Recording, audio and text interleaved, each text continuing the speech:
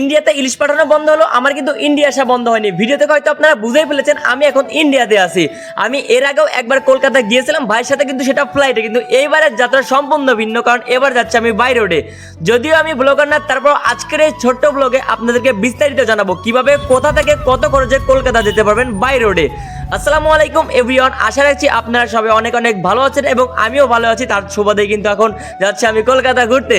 এখন রাত বাজে ঠিক 2টার, আমরা রেডি হচ্ছি কারণ আমাদের গাড়ি আসলে আমরা কিছুক্ষণের মধ্যে রওনা হব।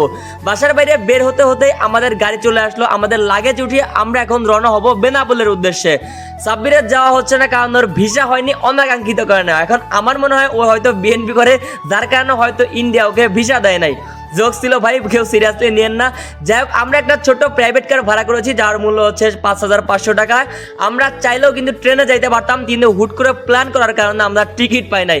রাজবাড়ি থেকে বেনাপোল বর্ডারের বাস পাওয়া যায় সকাল 8:30-এ এবং ট্রেন কিন্তু পাওয়া যায় রাত্রেবেলা। যেহেতু আমরা হুটহাট প্ল্যান করেছি এর জন্য একটা টাকা খরচ করতে হচ্ছে, তাই না?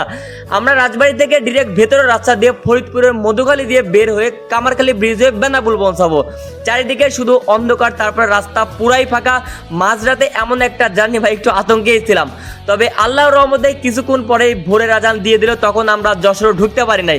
ড্রাইভার একটা তেলের পাম্পের পাশে চায়ের দোকানে সাইড করলো চা খাওয়ার জন্য। আমরাও চা খেলাম এবং হালকা পাতলা নাস্তা করে আবারও আমরা বেনাপোল বর্ডারের উদ্দেশ্যে রওনা করে দিলাম।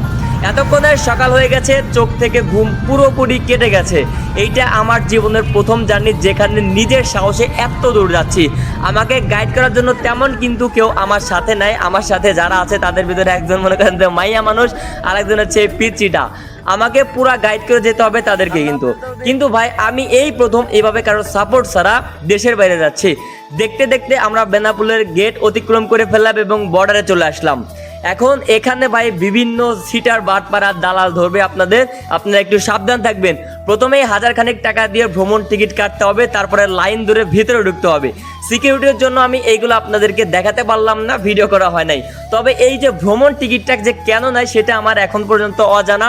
আমার মনে হয় এটা একদম ফাউ কাজে নাই টাকাগুলো, ঠিক আছে? বাংলাদেশের ইমিগ্রেশন পাস করার সময় আমার যে পাসপোর্ট ছিল, এই পাসপোর্টে ডলার ইনভেস্ট করা ছিল না, সেটা নিয়ে একটু আমার সমস্যার সম্মুখীন হতে হয়। কিন্তু ভাই যখন আমি পরিচয় দিলাম আমি একজন ইউটিউবার, তখন তারা আমাকে এই বিষয়টা অন্তত ছাড় দেয়। এখন আমি যেখানে আছি এটা হচ্ছে ইন্ডিয়ার মধ্যে, মানে ইন্ডিয়ার ইমিগ্রেশন পার করে অলরেডি আমি চলে আসছি। এখন আমার প্রথম কাজ হচ্ছে টাকা ভাঙাতে হবে, কারণ বাংলাদেশের একটা টাকাও আপনার এখানে কাজে লাগবে না। ছোটোখাটো একটা শপ থেকে একটা সিম এবং কিছু টাকা ভাঙিয়ে একটা অটো ভাড়া করে চলে আসলাম ভারতের বনগাঁ রেলওয়ে স্টেশনে, যেখান থেকে আমরা কলকাতার উদ্দেশ্যে রওনা করবো ট্রেনে করে। বেনাপোল থেকে বনগাঁর অটো ভাড়া হচ্ছে 50 টাকা জন প্রতি। এখানে এসে কিছু নাস্তা করে আমরা কলকাতার ট্রেনে উঠে পড়লাম। বনগাঁ থেকে কলকাতার ট্রেন মানে শিয়ালদার ভাড়া জন প্রতি 20 টাকা করে। আনুমানিক পথ আমার মনে হয় 100 কিলো, যেতে সময় লাগে 2 থেকে আড়াই ঘন্টা। 2-2.5 ঘন্টা পর চলে আসলাম শিয়ালদা স্টেশনে, যেখান থেকে বেরিয়ে আমরা একটা ট্যাক্সি নিয়ে যাব হচ্ছে মার্কুজ স্ট্রিট, যেখানে অধিকাংশ বাঙালিরাই থাকে কলকাতায় আসলে।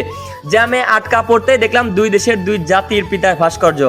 জ্যাম সেরে 20 মিনিটের ভেতর হোটেল বুক কনফার্ম, তারপরে লম্বা একটা ঘুম, কারণ শরীরকে অনেক ক্লান্ত, বুঝতেই তো পারতেছেন। এরপরে যে বিষয়টা, আমরা প্রথমেই কলকাতায় আমাদের হোটেলের আশেপাশে একটু হাঁটাহাঁটি করতে বের হই রাত্রেবেলা এবং কিছু স্ট্রিট ফুড টেস্ট করি। 3-4 দিন ভালো মতো ঘুরেছি, কিন্তু ভাই সেগুলো তেমন ভিডিও করি নাই, কারণ ভাই জীবন ভরে ভিডিও করেই গেলাম, একটু রিল্যাক্স হওয়ার জন্য ঘুরতে আসছে এখানে, তাই না? এখন যদি এখানে এসে ভিডিওর প্যারা থাকে তাইলে ভাই মুডই নষ্ট হয়ে যায়, আর ঘুরতে আসা লাভ হইলো কি? এরপরে দেখেন ভিডিওর প্যারা নিব না, তাও ছোটোখাটো একটা ব্লগ বানায় ফেলছি। আর এই যে ভিডিওটা, এটা কিন্তু কিছুদিন আগের, যখন আমি কলকাতায় গেছিলাম। আমার আলসামির কারণে এই ভিডিওটা এডিট করে আপলোড করতে পারি নাই। সব কিছু মিলিয়ে খুবই এনজয় করেছি। আর এই ট্যুর সম্পর্কে আপনাদের যদি কিছু জানার থাকে অবশ্যই কমেন্ট করবেন, ইনশাল্লাহ চেষ্টা করবো আপনাদের রিপ্লাই দেওয়ার। তো সবাই ভালো থাকবেন, সুস্থ থাকবেন, আল্লাহ হাফেজ।